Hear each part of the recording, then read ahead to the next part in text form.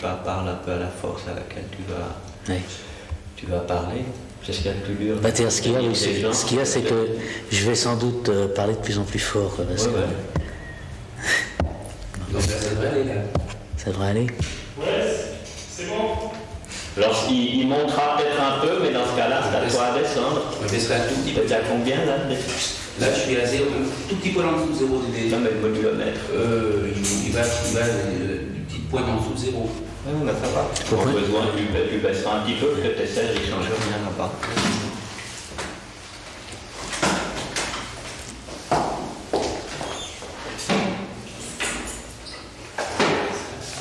T'as tes cigarettes, quand veux? Moi, je fume pas. Ah, tu fumes pas.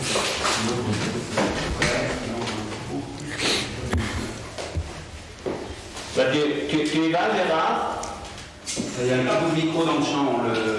Ah, ça là. On va peut-être le mettre sur un petit pied. Un petit bout, là, on ne peut pas. J'ai une table sur la table. Là, on voit pas tellement ce que c'est. Je pense que ça y est, qu'à le laisser, c'est très bien.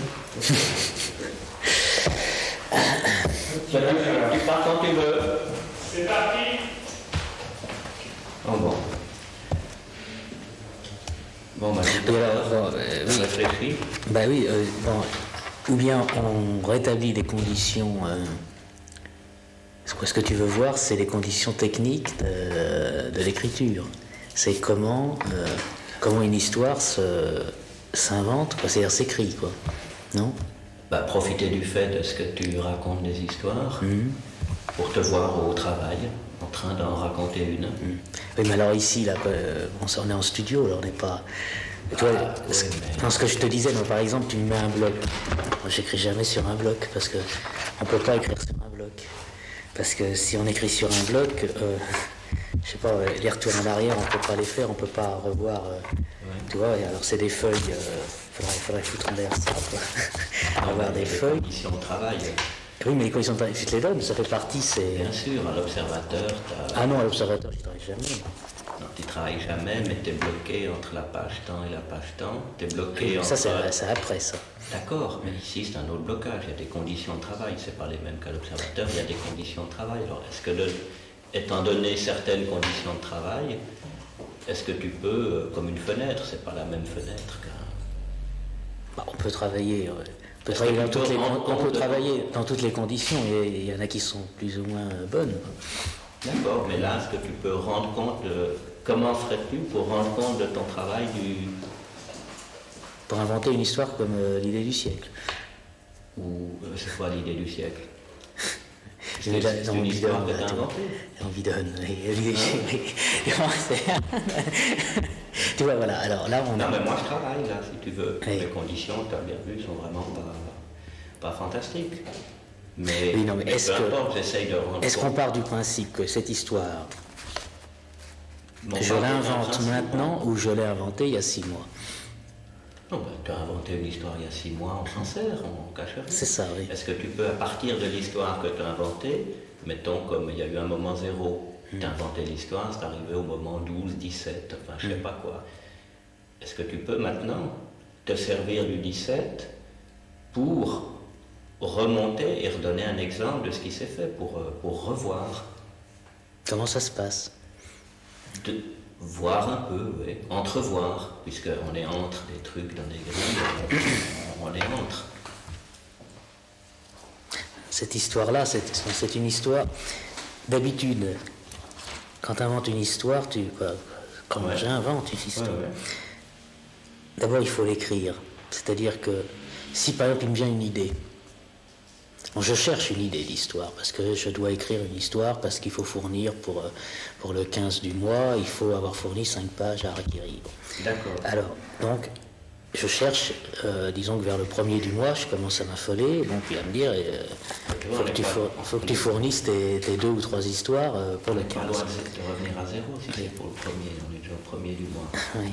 Et alors donc tu cherches des idées, et puis t'en trouves une. Et alors le difficile quand tu la trouves, c'est de ne plus y penser jusqu'au moment où tu vas l'écrire. C'est-à-dire que tu as un point de départ qui, en général, c'est c'est une phrase, c'est un climat, c'est une idée comme là j'ai eu l'idée, je pensais à Prolétaires de tous les pays, unissez-vous, bon, puis j'ai pensé à un type qui créerait l'Union internationale des prolétaires. Et puis, à ce moment-là, si tu veux, ça m'a fait marrer, Union internationale des prolétaires, alors je me suis dit, ça, il y a une histoire à faire avec. Et j'ai arrêté immédiatement d'y penser, jusqu'au moment où je savais que j'aurais 3 heures devant moi, ou 2 heures devant moi, où tu as tout le corps qui est prêt à écrire, je sais pas, tu vois.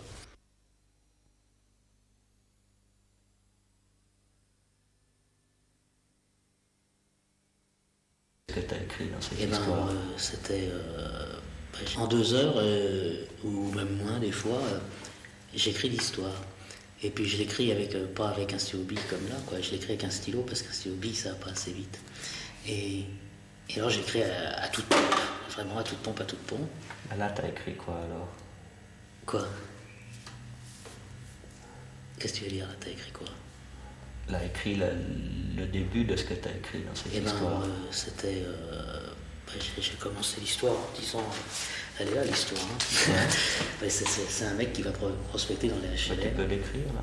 Bon, je peux l'écrire. Non, mais qu'on ait une idée de te voir. Oui, mais déjà, tu vois, j'ai pas mon stylo. J'ai pas de stylo à plume. Bon, déjà. Et puis, ça sera pas lisible si tu veux, parce que j'écris tellement vite, tu vois. Non, mais. Ça va devenir ça, quoi. Tu vois, nous, on peut voir la vitesse. Bon, je sais pas si on peut lire sur l'écran, là, tel que c'est, je crois pas. C'est l'histoire d'un type qui va prospecter dans la HLM, j'avais écrit. Bon. Alors ça, c'était l'idée que j'avais eue, tu vois, quand j'ai trouvé... Et alors, il va prospecter dans la HLM, à ce moment-là, tu le vois faire. Alors, tu inventes l'histoire, quoi, c'est-à-dire... en fin de compte, c'est un représentant, quoi, tu vois. Et il va aller dans les HLM, et il va y aller pour l'Union internationale des prolétaires. Et... il va démarcher. Bon, alors je mets ça. Oui. L'Union internationale, ça t'était venu. C'est ça, c'était l'idée de départ que j'avais eue peut-être 8 jours avant, j'en sais rien. Ouais. Et puis je m'étais dit, tiens, celle-là, c'est la bonne idée. Quoi. Ça peut faire une histoire. Donc, je ne sais pas si elle va faire une page de journal, 2 pages, 3 pages ou 5 pages, si tu veux. Tu vois.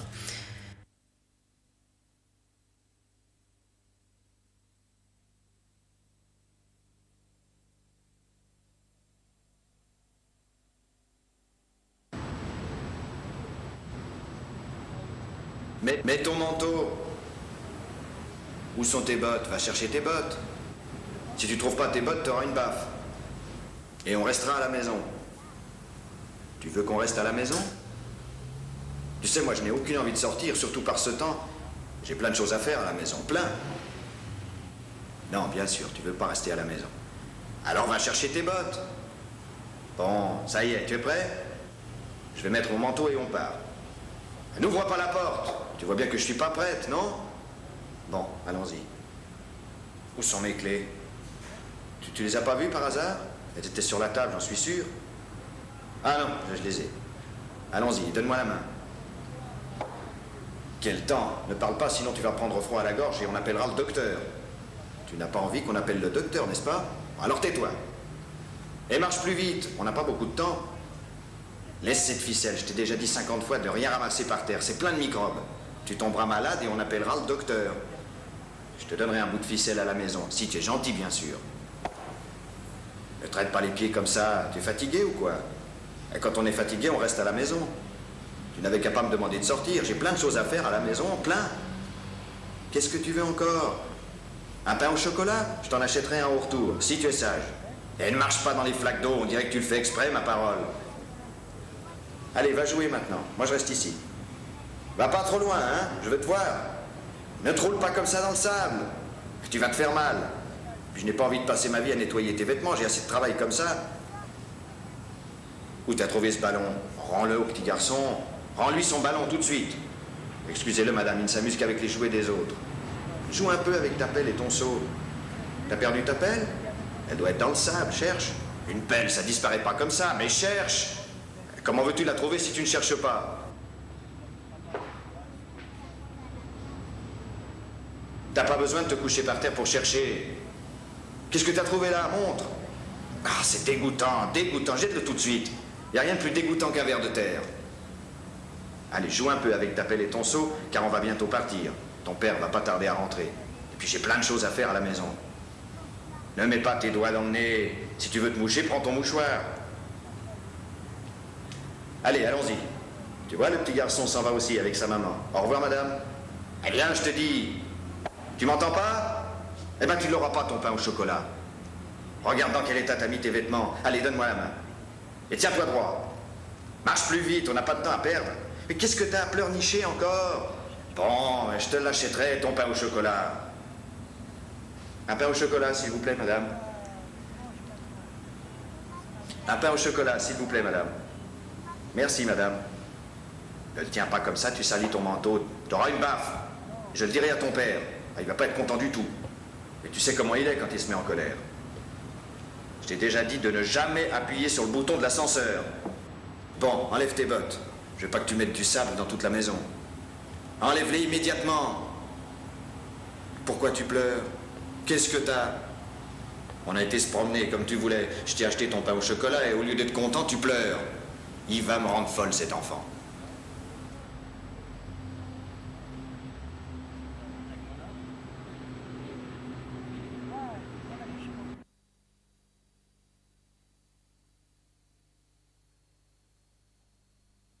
Il y a longtemps qu'en France, la vie n'avait été aussi dure pour les familles laborieuses, les injustices sociales aussi nombreuses, les problèmes nationaux aussi grands.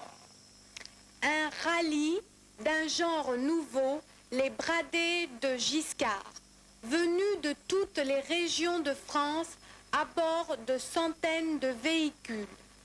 Ces chômeurs ou ces travailleurs menacés de licenciement participaient au rallye organisé par la CGT. Jacques Chirac, en direct sur Antenne 2, face aux journalistes. Il a affirmé avoir la confiance entière du président et n'avoir jamais été gêné par le débat sur les plus-values. Le Premier ministre s'est montré apaisant et optimiste. Il n'envisage pas du tout de remettre sa démission. Il a démontré qu'il voulait mettre en œuvre une politique paisible et réfléchie.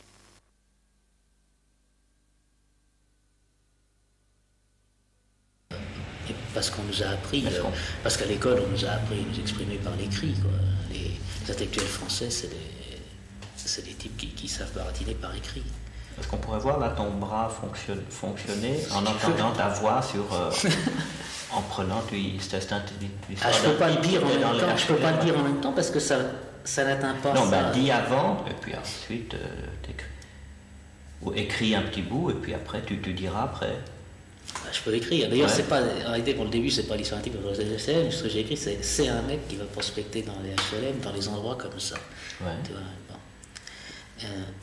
Qu'est-ce que tu veux que je fasse? Puis la suite. Non, je voudrais savoir la suite. Je te dis, il monte dans les. Je voudrais savoir et la suite de l'histoire, il y a des moments. Je te dis, il monte dans les. Ce que j'ai écrit, tu vois, c'est ce que je t'ai dit. Il monte les escaliers, ou plutôt il les descend. Il prend l'ascenseur jusqu'au dernier étage, puis après, il descend en sonnant à toutes les portes. Bon, je me le rappelais pas que j'avais écrit ça, je l'ai pas lu l'histoire, mais.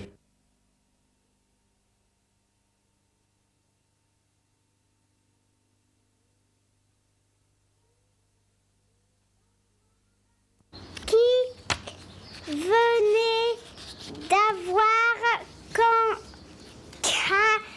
4 ans. Je dois aller au marché, dit la maman, et il faudra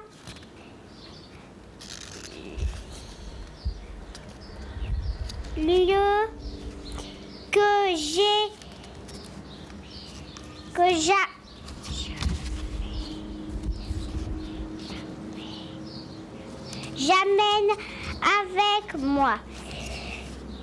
Et tes petits frères, car ils seraient capables de tout manger avant la fête. Timmy, qui se sentait un peu fatigué, répondit: moi je reste à la maison, je ferai bien attention pour que personne ne vienne déranger tes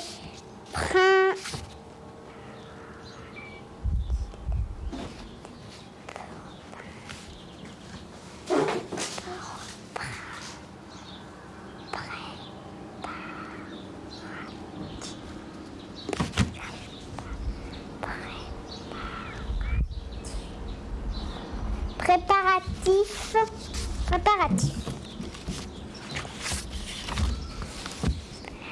Assis sur les marches, Timmy regardait sa maman et ses petits frères s'éloigner sur la route, et quand il ne les vit plus, il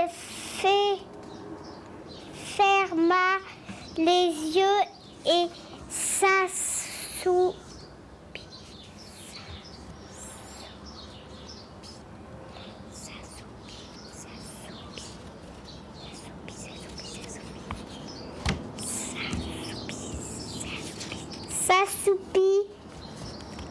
Il était en train de rêver qu'il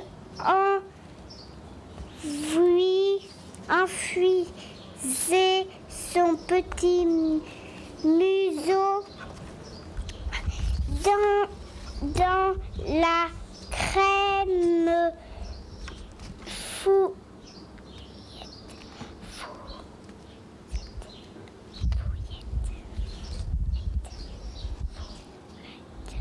fouette qui ornait le gâteau lorsque Moni, le fil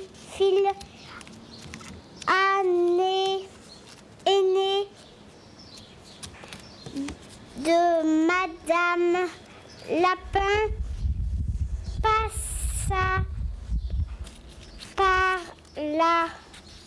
par et Timmy, réveille-toi.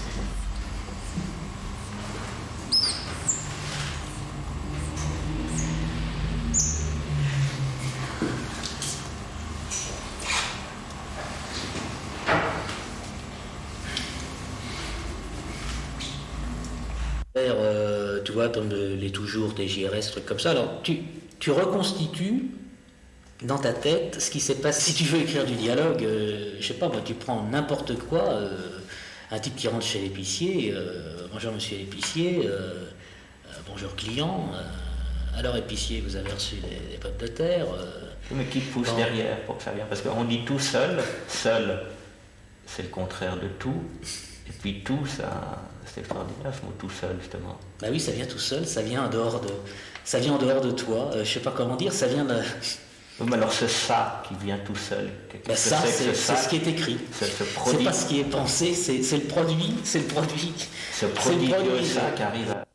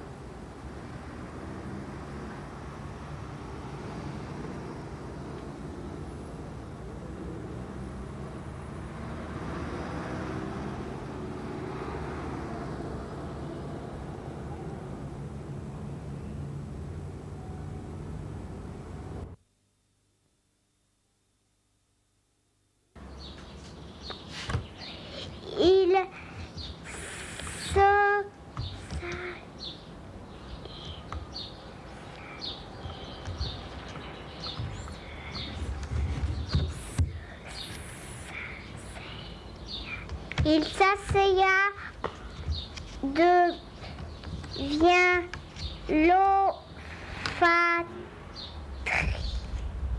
la fatrie avec sa langue, mais enlève par-ci,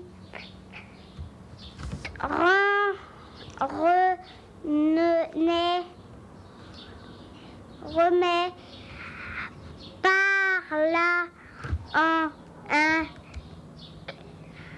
un clin d'œil.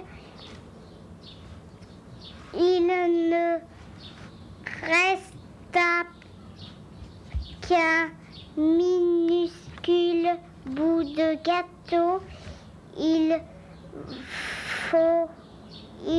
vaut meilleur que je mange aussi ce bout-là, dit-il, mais lorsqu'il vit le plat tout propre,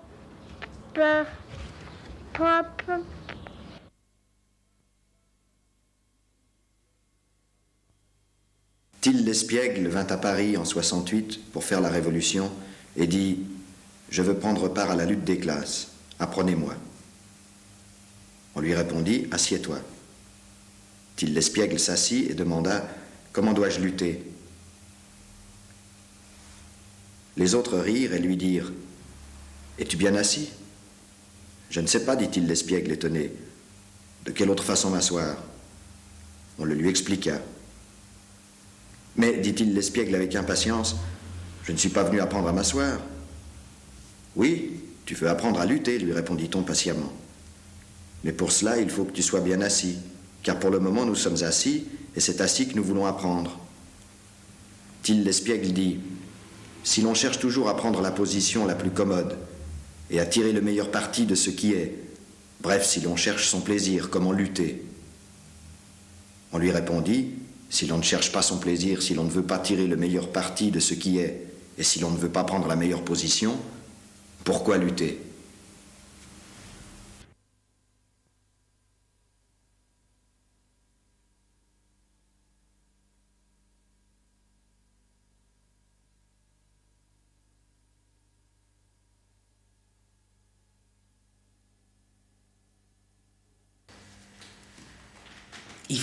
C'est-à-dire que les histoires viennent dans, je crois que les histoires viennent dans un corps, elles viennent, je sais pas comment t'expliquer ça, quoi. Elles viennent chez des gens qui, bon, d'abord à qui on en demande, et puis qui se sont aperçus qu'ils pouvaient les vendre, qu'ils pouvaient en vivre, si tu veux. Et puis j'aime bien cette histoire justement parce que finalement c'est un représentant d'histoire, je la trouve, et qui vient vendre une histoire justement.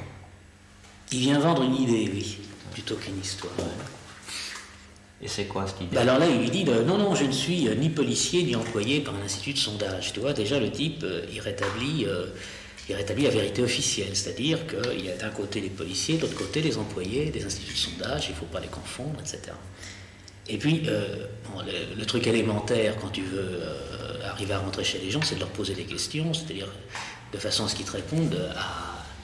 Le gros truc du représentant, c'est d'arriver à accrocher une conversation. Alors donc, il lui pose une question. Ah, il lui dit, si je vous dis Karl Marx, ça vous dit quelque chose? Bon, et alors là, si tu veux, t'es dans le truc, quoi. C'est-à-dire que t'as les sondages, t'as la police, c'est-à-dire t'as la société telle qu'elle fonctionne actuellement avec le quadrillage, t'as les gens...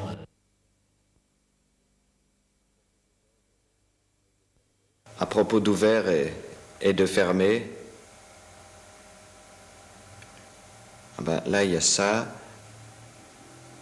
se ferme, alors que c'est justement quelqu'un qui s'ouvre, qui découvre, ouvre, découvre, alors qu'il semble se fermer. Et à propos des enfants, à la naissance, un enfant, il n'est pas agressé.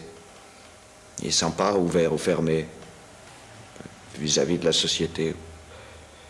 Si on le pince, si on ne lui donne pas la nourriture dont il a besoin, il crie. Il va dire quelque chose. Mais sinon, il ne se sent pas agressé. Même par le fait que sa mère ne l'aime pas, par exemple. Il ne sait pas encore qu'il y a sa mère et puis que lui, il est en dehors de sa mère.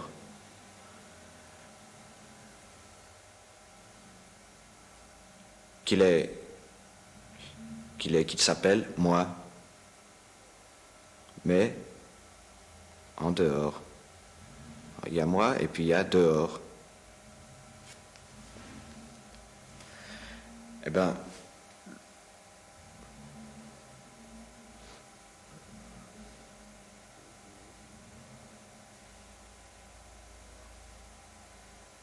dehors, c'est tout ce qui n'est pas lui. C'est l'autre.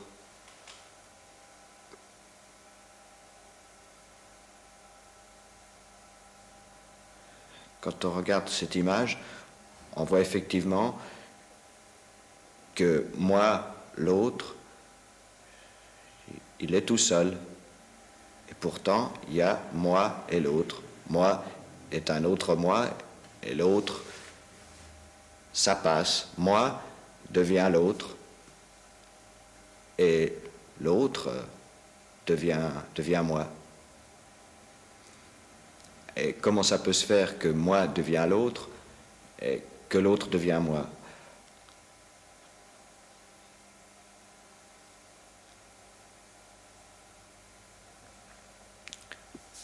Eh bien, il y a une circulation de moi à l'autre, ça circule. Et si ça circule comme ça, ben c'est qu'il y a ça. C'est là que ça se fait, c'est ça. C'est ça que finalement il appelle moi.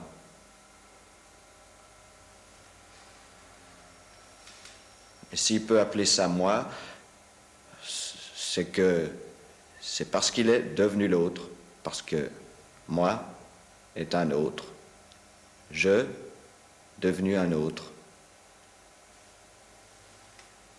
Il y a une circulation, et il y a une circulation, là on le voit très bien, et on peut l'écrire autrement. Je fais ceci.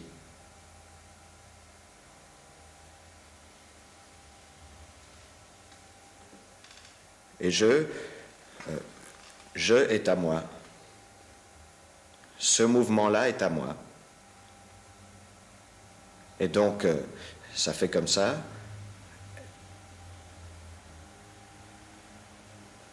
Mais si ça fait ça, s'il y a ça, s'il y a ce passage, il y a passage, et le passage, il est où? Et il est là. Il est là. Ce qui sépare moi de l'autre. C'est donc la séparation qui est importante. De voir et de montrer. Là, en fait, il y a deux choses. Il y a un et il y a deux. Et puis il y en a une troisième. Ce qui est entre un et deux.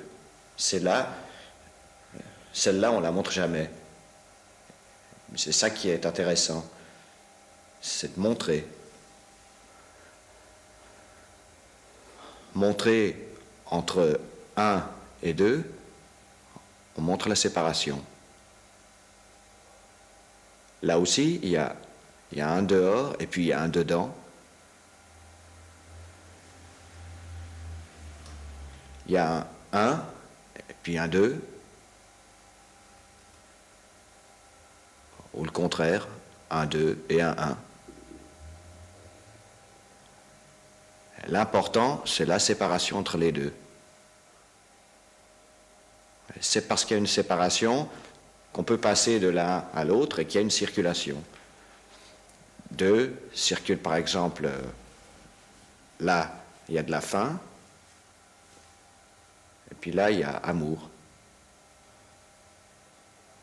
Alors, comment est-ce que l'amour va aller à la fin et la fin va aller à l'amour?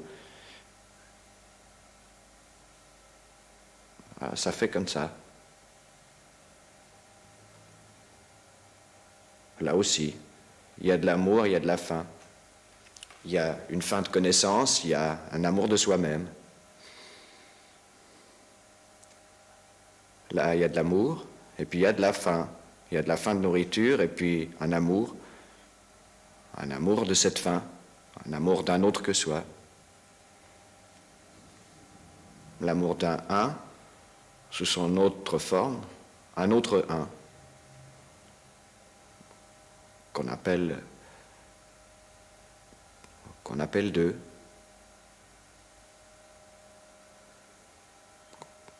deux, mais ça peut s'appeler justement. Et s'il y a un 1 et un 2, ça peut s'appeler. Appeler, c'est crier, c'est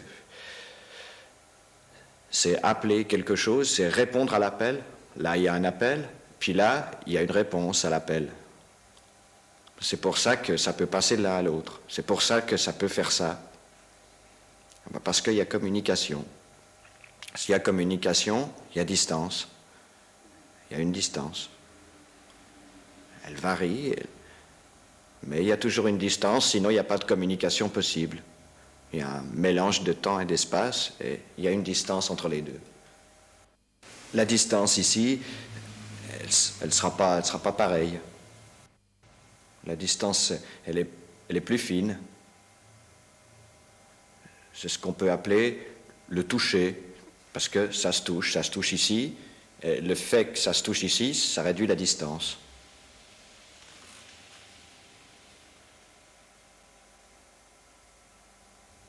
Alors, ce qui est important effectivement, ce qu'on a du mal à voir, c'est que si s'il y a une séparation entre les deux, on peut appeler ça, si on la fait un peu plus large, on peut appeler ça un fleuve, par exemple. Un fleuve, on voit bien qu'un fleuve, alors, le fleuve, il y a un courant. Il y a un courant dans le fleuve, ça va dans un sens ou ça va dans un autre. Le fleuve peut aller dans ce sens-là ou ça va comme ça. C'est peut-être plus clair comme ça. Il y a un fleuve. Il va... Puis là, il y a un rivage. Rivage 1, puis rivage 2. Rivage 1 et le rivage 2 veulent communiquer. Il faut qu'il y ait un courant qui passe. Et on a vu qu'il passait. Il passe là. Mais s'il passe, ce qui se passe en fait, c'est qu'il passe par le fleuve pour aller à l'autre. Forcément, pour aller à l'autre, on comprend bien, il fait ça. Ce qui se passe chaque fois, c'est que chaque fois qu'il y a ça, à chaque petit point, à chaque moment, sous forme de temps et d'espace, chaque fois, un moment de ça passe par le fleuve et revient. Et continue sur la ligne. Si on pouvait agrandir ici, il y a le trait, si on pouvait agrandir chaque point de ce trait, et c'est pas pour rien que ça se fait sous forme de rond, c'est parce que l'agrandissement, en fait, c'est ça qui se passe. C'est chaque fois, ça fait ça, et c'est une suite de ça qui avance. Comme des maillons d'une chaîne. Et on comprend bien qu'il y a un enchaînement de l'un à l'autre, que un veut s'enchaîner à deux, et que la chaîne, là c'est 3. Si c'est des hommes et des femmes, la chaîne,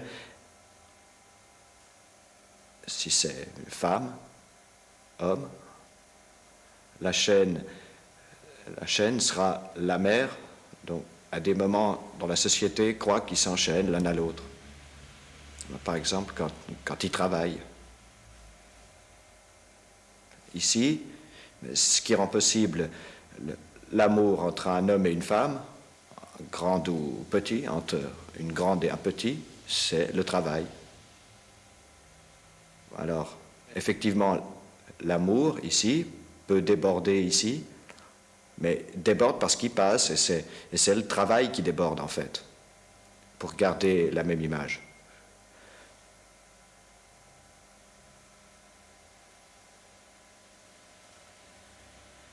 Alors on peut écrire amour ici, amour et amour. Pourquoi c'est valable? C'est clair pour tout le monde qu'elle aime son enfant là, et que son enfant l'aime. Mais c'est possible que cet amour existe parce qu'il y a quelque chose entre, qui a rendu possible, qui est différent, qui est devenu, qui est le travail par exemple. Et puisque c'est changé, il y a eu du travail. Alors on est passé par du travail, ce qui fait que l'amour lui-même peut réexister. Alors c'est un amour différent. L'amour un est différent de l'amour de l'autre, et ça on le voit très bien. Lui, il veut toucher, il veut repérer son corps, il regarde du reste. Et ils font la même chose, ils font les deux un truc comme ça. Il veut repérer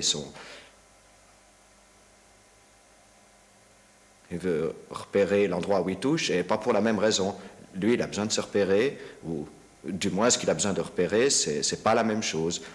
C'est le fait qu'il existe, lui qu'il a besoin de repérer ici. Tandis qu'elle, ce qu'elle a besoin de repérer, c'est le fait que c'est plus complexe, c'est le fait que son amour pour lui existe et qu'elle existe pour lui à travers son amour. Enfin, c'est plus complexe, c'est à la fois plus simple et, je sais pas, mais c'est pas le même. Si lui, c'est du temps ici, il a besoin de repérer un moment de temps, elle repère un moment d'espace. Et c'est parce qu'il y a entre les deux qu'il peut y avoir un courant. S'il y avait les deux la même chose ici, ça n'irait pas. C'est ce qui se passe dans les images pornographiques, c'est que l'endroit où on touche, il n'y a pas de différence entre les deux. Il n'y a pas de différence entre l'homme et la femme, ou l'amour et le travail, ou bien le temps et l'espace, ou bien vite et lentement. C'est complètement à plat. Ici, on ne se rend plus compte que ce n'est pas du tout à plat, parce qu'ils ont cerné.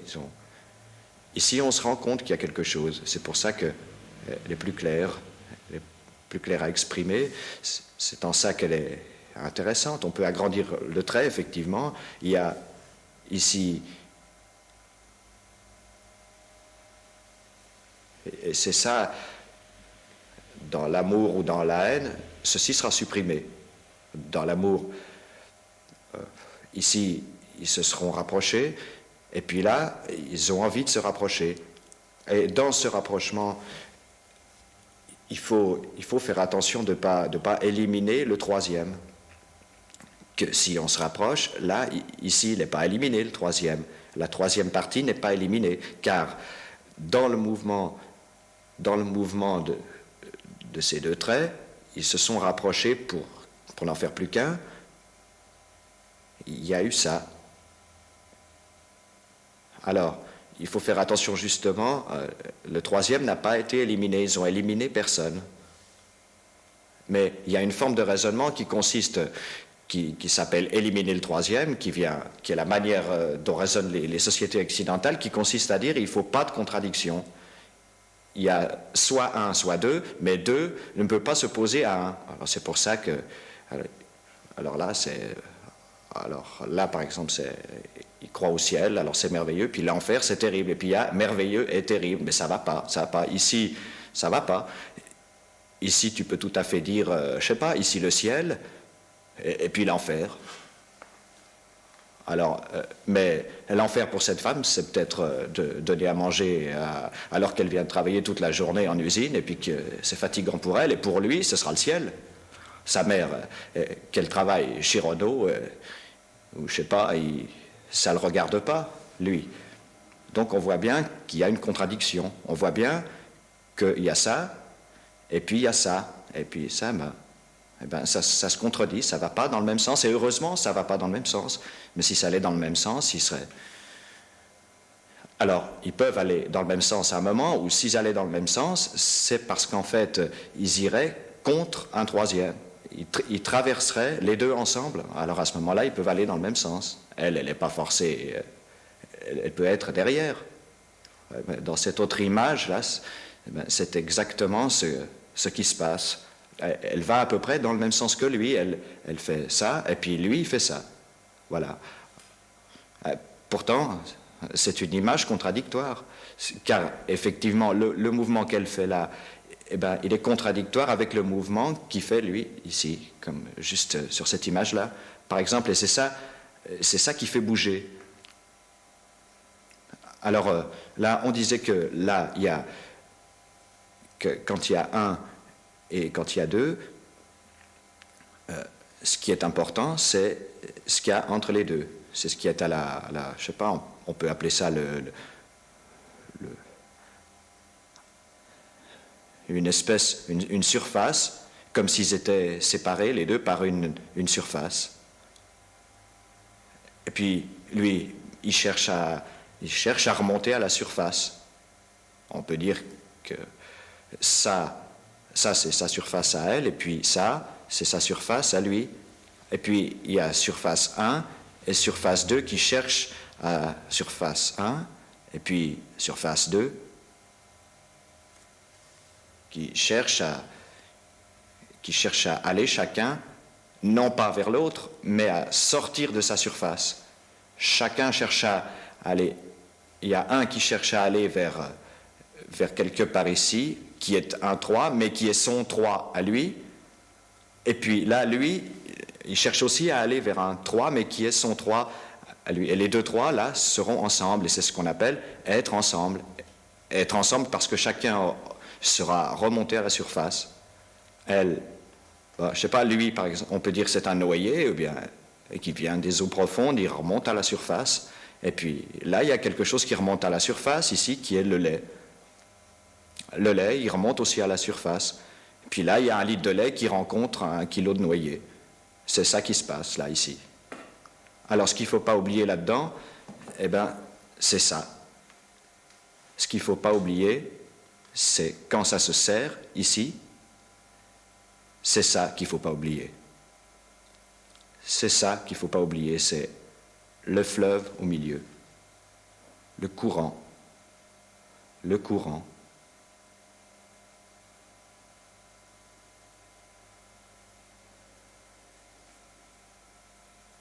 Le courant. Et quand tu élimines le courant, quand tu élimines ce qui bouge, quand tu élimines les contradictions, quand tu élimines le mouvement de là vers là, c'est ce qui se passe quand tu élimines ça. Et c'est ça qui ne va pas dans le raisonnement, dans ce raisonnement qui vient d'Aristote, qui élimine toujours le courant entre les deux, qui élimine ça. Et quand on élimine ça, eh bien, effectivement, on élimine, par exemple, les peuples occidentaux, ils peuvent être très heureux, là, ils bouffent, ils s'aiment, et puis ils éliminent un troisième. C'est quand même pas par hasard que ce troisième s'appelle le tiers-monde. Le 1/3 du monde. Le 1/3 du monde. Le 1/3 exclu.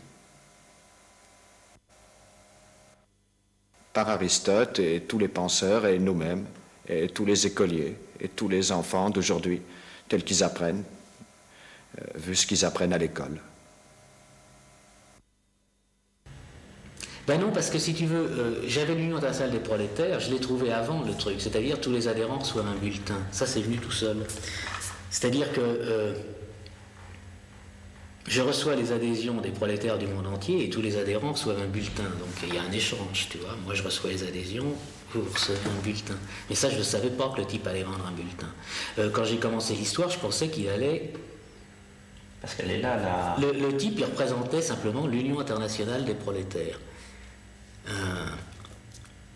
Et je